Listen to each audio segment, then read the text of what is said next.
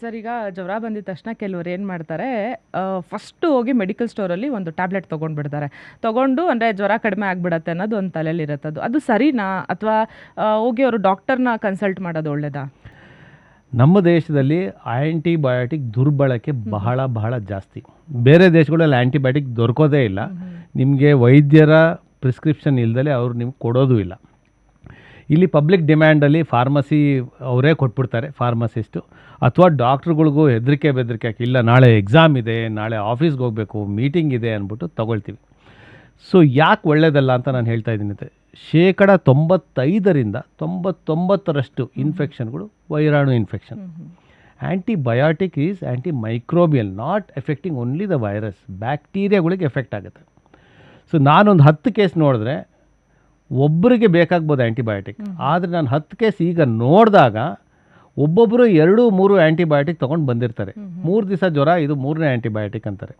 ಒಂದೊಂದು ಫೀವರ್ ಸ್ಪೈಕ್ಗೂ ಒಂದೊಂದು antibiotic ತೊಗೊಂಬರ್ತಾರೆ. So ಜನಸಾಮಾನ್ಯರಲ್ಲಿ ಒಂದು ವಿನಂತಿ ಅಂದರೆ ಆ್ಯಂಟಿಬಯೋಟಿಕ್ ಮೊದಲನೇದಾಗಿ ಅದರ ದುರ್ಬಳಕೆಯಿಂದ, ಮೊನ್ನೆ ತಾನೇ ಈ ಪೇಪರ್ ಕ್ಲಿಪ್ಪಿಂಗ್ ನೋಡಿದ್ವಿ ನಾವು, ಟೈಮ್ಸ್ ಆಫ್ ಇಂಡಿಯಾದಲ್ಲಿ ಬಂದಿತ್ತು, ಹೇಗೆ 60%ಕ್ಕೂ ಹೆಚ್ಚು ಮರಣಗಳು ಇನ್ಫೆಕ್ಷನ್ಸಿಂದ ಆಗೋದನ್ನು ತಡೆಗಟ್ಟಬಹುದಿತ್ತು ನಾವು ಸರಿಯಾದ ರೀತಿಯಲ್ಲಿ ಆ್ಯಂಟಿಬಯೋಟಿಕ್ ಉಪಯೋಗಿಸಿದರೆ ಅಂತ. ಸೊ ಆ್ಯಂಟಿಬಯೋಟಿಕ್ ದುರ್ಬಳಕೆ ಬೇಡ. ಡಾಕ್ಟ್ರ್ ಹತ್ರ ಹೋಗಿ ನಿಮ್ಮ ಸಿಮ್ಟಮ್ ಹೇಳಿ, ಅವ್ರು ಫಸ್ಟ್ ಡಾಕ್ಟ್ರ್ ಹತ್ರನೇ ಹೋಗಿ. ಕೆಲವು ಸಾರಿ ತುಂಬ ಕ್ವ್ಯಾಕ್ಸು, ತುಂಬ ಬೇರೆ ಜನಗಳು ಇರ್ತಾರೆ, ಅವರು ಮಾತೆತ್ತರು ಒಂದು ಆ್ಯಂಟಿಬಯೋಟಿಕ್, ಒಂದು ಸ್ಟೀರಾಯ್ಡ್ ಕೊಟ್ಟು ಕಳಿಸ್ತಾರೆ. ಮೂರನೇದಾಗಿ ಆ್ಯಂಟಿಬಯೋಟಿಕ್ ಬೇಕೇ ಬೇಕು ಅಂತ ಕೇಳಬೇಡಿ, ಡಾಕ್ಟ್ರಿಗೆ ಅದು ಬೇಕು ಅಂತ ಅಂದಾಗ ಮಾತ್ರ ಕೊಡೋಣ. ಈಗ ಫಾರ್ ಎಕ್ಸಾಂಪಲ್ ಒಂದು ನಿದರ್ಶನ ಹೇಳ್ತೀನಿ. ಈಗ 5 ದಿವಸದ ಜ್ವರ ಇದ್ದರೆ 90% ಅದು ಆಮೇಲೆ ಇಂಪ್ರೂವ್ ಆಗ್ತಾಯಿದ್ರೆ ಅದು ವೈರಲ್ ಜ್ವರ. ಸೊ ಅದಕ್ಕೆ ಆ್ಯಂಟಿಬಯೋಟಿಕ್ ಅವಶ್ಯಕತೆ ಬೇಡ. ಆ್ಯಂಟಿಬಯೋಟಿಕ್ ಅವಶ್ಯಕತೆ ಯಾವಾಗ ಇದೆ? ಮೊದಲನೇದಾಗಿ ಜ್ವರ 5-6 ದಿವಸ ಆದರೂ ಜಾಸ್ತಿ ಆಗ್ತಾಯಿದೆ, ಅಥವಾ ನಾವು ಪರೀಕ್ಷೆ ಮಾಡಿದಾಗ ಇಲ್ಲೇನಾದರೂ ಪಸ್ ಪಾಯಿಂಟ್ ಇದೆ, ಅಥವಾ ಕೆಲವು ಸಿಮ್ಟಮಲ್ಲಿ ವಾಂತಿ ಭೇದಿ, ಎಷ್ಟೊಂದು ವಾಂತಿ ಭೇದಿಗೂ ಜ್ವರ ಆ್ಯಂಟಿಬಯೋಟಿಕ್ ಬೇಕಾಗೋಲ್ಲ. ಅದು ಪರ್ಸಿಸ್ಟೆಂಟ್ ಆಗಿದ್ದರೆ ಮಾತ್ರ. ಇನ್ಫೆಕ್ಟಿವ್ ಟಾಕ್ಸಿನ್ ಇಂಡ್ಯೂಸ್ ಅಂತ ನಾವು ಲೂಸ್ ಮೋಷನ್ಸ್ ಕೂಡ ಕ್ಯಾನ್ಸಲ್ ಇದು ಮಾಡ್ತೀವಿ, ಕ್ಲಾಸಿಫೈ ಮಾಡ್ತೀವಿ. ಸೊ ಅಥವಾ ಬ್ಲಡ್ ಟೆಸ್ಟ್ ಮಾಡಿದಾಗ ನ್ಯೂಟ್ರೋಫಿಲ್ ಅಂಶ ಜಾಸ್ತಿ ಇದ್ದಾಗ, ಅಥವಾ ಬ್ಲಡ್ ಕಲ್ಚರ್ ಮಾಡಿದಾಗ ಅದರಲ್ಲಿ ಏನಾದರೂ ಕೀಟಾಣು ಕಾಣ್ಕೊಂಡಾಗ, ಅಥವಾ ಡಾಕ್ಟರ್ಸ್ ಅವರ ನಿದರ್ಶನದ ಮೇಲೆ ತೊಗೊಳ್ಬೋದು. ನಾವೇ ಸ್ವತಃ ತಗೊಂಡು ಇಷ್ಟು ದೊಡ್ಡ ಪ್ರಾಬ್ಲಮ್ ಮಾಡ್ಕೊಂಡಿದ್ದೀವಿ. ಕೆಲವರು ಏನು ಮಾಡ್ತಾರೆ, ಡಾಕ್ಟರ್ ಇವಾಗ ಹುಷಾರಿಲ್ಲ ಅಂತಂದರೆ ಬರ್ತಾರೆ ಡಾಕ್ಟರ್ ಹತ್ರ, ಅವ್ರು ಆ್ಯಂಟಿಬಯೋಟಿಕ್ಸ್ ಕೊಟ್ಟಿರ್ತಾರೆ, ಅದೊಂದು ಪ್ರಿಸ್ಕ್ರಿಪ್ಷನ್ ಕೊಟ್ಟಿರ್ತಾರೆ, ನೀಟಾಗಿ ಅದನ್ನು ತೊಗೊತಾರೆ, ಆ ಟೈಮಿಗೆ ಹುಷಾರಾಗ್ತಾರೆ. ಬಟ್ ನೆಕ್ಸ್ಟ್ ಟೈಮ್ ಮತ್ತೆ ಜ್ವರ ಬಂದಾಗ ಅದೇ ಪ್ರಿಸ್ಕ್ರಿಪ್ಷನ್ ಇಟ್ಕೊಂಡು ಅದೇ ಟ್ಯಾಬ್ಲೆಟ್ನ ತೊಗೊಂಡ್ಬಿಡ್ತಾರೆ ಕೆಲವರು. ಅದು ಎಷ್ಟರ ಮಟ್ಟಿಗೆ ಸರಿ ಅಂತ? ಸರಿಯಲ್ಲ. ಆ್ಯಂಟಿಬಯೋಟಿಕ್ ಈಗ ನನಗೇನೋ ಒಂದು ತೊಂದರೆ ಆಗಿದೆ, ಡಾಕ್ಟ್ರು ಈಗಿನ ಸ್ಥಿತಿ ಮಟ್ಟದಲ್ಲಿ ಬೇಕಾ ಬೇಡವಾ ಅಂತ ಹೇಳಿ ಒಂದು 5 ದಿವಸಕ್ಕೋ 3 ದಿವಸಕ್ಕೋ 10 ದಿವಸಕ್ಕೋ ಕೊಟ್ಟಿರ್ತಾರೆ.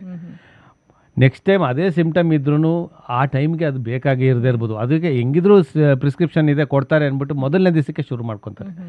ಮೊದಲ 3-5 ದಿವಸ ಸರ್ವೇ ಸಾಮಾನ್ಯವಾಗಿ ಕಾಣೋದು ವೈರಾಣು ಇನ್ಫೆಕ್ಷನ್, ವೈರಲ್ ಇನ್ಫೆಕ್ಷನ್. ಆ್ಯಂಟಿಬಯೋಟಿಕ್ಸ್ ಅದಕ್ಕೆ ಕೆಲಸ ಮಾಡೋದಿಲ್ಲ. ಆದರೆ ಆ್ಯಂಟಿಬಯೋಟಿಕ್ಸ್ ಏನು ಮಾಡುತ್ತೆ, ತಿಂದಾಗ ನಮ್ಮ ಹೊಟ್ಟೆಲಿ, ನಮ್ಮ ದೇಹದಲ್ಲೆಲ್ಲ ಕೀಟಾಣುಗಳು, ವೈರಾಣುಗಳು ಮತ್ತು microbes, body full of microbes. So ಆದರೆ ಅದು ನಮಗೆ ಹೆಲ್ಪ್ ಮಾಡೋ ಮೈಕ್ರೋಬ್ಸ್, ಪ್ರೋಬಯೋಟಿಕ್ಸ್ ಅಂತ ಹೇಳ್ತೀವಿ ನಾವು. So it is useful for us. ನಾವು ಆ್ಯಂಟಿಬಯೋಟಿಕ್ ತೊಗೊಂಡಾಗ ಅವನ್ನೆಲ್ಲ ಸಾಯಿಸ್ಬಿಡುತ್ತೆ, ಮತ್ತು ನಮಗೆ ಕಷ್ಟ ಕೊಡೋ ಮೈಕ್ರೋಬ್ಸ್ ಬಂದು ಅದರಲ್ಲಿ ಕೂರ್ಕೊಳ್ಳುತ್ತೆ, ಅದರಿಂದ ನಮಗೆ ತೊಂದರೆಗಳು ಜಾಸ್ತಿ ಆಗುತ್ತೆ. ಸೊ ಆ್ಯಂಟಿಬಯೋಟಿಕ್ ದುರ್ಬಳಕೆಯಿಂದ ಮೊದಲನೇದಾಗಿ ಪ್ರೋಬಯೋಟಿಕ್ಸ್ ಅಥವಾ ನಮ್ಮ ದೇಹಕ್ಕೆ ಉತ್ತಮವಾದ ಒಂದು ಬ್ಯಾಕ್ಟೀರಿಯಾಗಳು ಹಾಳಾಗುತ್ತೆ. ಎರಡನೇದಾಗಿ ಅರ್ಧ ಕೋರ್ಸ್ ತೊಗೊಂಡು 2 ದಿವಸ ತೊಗೊಂಡು 1 ದಿವಸ ಬಿಟ್ಬಿಡೋದು, ಅಥವಾ 3 ದಿವಸದಲ್ಲಿ ನಿಲ್ಲಿಸ್ಬಿಡೋದು, ಇದೆಲ್ಲ ಮಾಡಿದಾಗ ರೆಸಿಸ್ಟೆನ್ಸ್ ಡೆವಲಪ್ ಆಗುತ್ತೆ. ಸಣ್ಣ ಮಾತ್ರೆಯಲ್ಲಿ ಸರಿಯಾಗದೇ ಇರೋದು ಮುಂದಕ್ಕೆ ರೆಸಿಸ್ಟೆನ್ಸ್ ಡೆವಲಪ್ ಆಗಿ ಅತಿ ದೊಡ್ಡ ಇಂಜೆಕ್ಷನ್ಸ್ಗಳು ಸಾವಿರಾರು ರೂಪಾಯಿ ಒಂದು ದಿವಸಕ್ಕೆ ಬೇಕಾಗುತ್ತೆ. ಅದೊಂದೇ ಅಲ್ಲ, ಪೈಪ್ಲೈನ್ ಕೂಡ ಜಾಸ್ತಿ ಇಲ್ಲ. ಆ್ಯಂಟಿಬಯೋಟಿಕ್ಸ್ಗಳು ಬರ್ತಾನೆ ಇರೋದಿಲ್ಲ ಬೇರೆ ಥರಕ್ಕಿಂತ, ಬೇರೆ ಕಾಯಿಲೆಗಳಿಗೆ ಹೋಲಿಸ್ಕೊಂಡ್ರೆ. ಸೊ ಇದೆಲ್ಲ ನಾವು ಗಮನದಲ್ಲಿ ಇಟ್ಕೊಂಡು ಆ್ಯಂಟಿಬಯೋಟಿಕ್ಸ್ ಬಳಕೆನ ಬಹಳಷ್ಟು ಮುತುವರ್ಜಿ ವಹಿಸಿ ಬಳಸಬೇಕು, ದುರ್ಬಳಕೆ ಮಾಡಲೇಬಾರ್ದು. ನಾವು ಎಲ್ಲದಕ್ಕೂ ಆ್ಯಂಟಿಬಯೋಟಿಕ್ಕೆ ರಾಮಬಾಣ ಅಂತ ಹೊಡಿತಾ ಇದ್ದೀವಿ, ಅದಕ್ಕೆ ತಿರುಗು ಬಾಣ ಆಗ್ತಾ ಇದೆ ಅದು ನಮಗೆ. ಸೊ ಬಹಳ ಒಂದು ಇಂಪಾರ್ಟೆಂಟ್ ಮಾಹಿತಿ ಇದು, ನಾವು ತಿಳ್ಕೊಬೇಕಾಗುತ್ತೆ.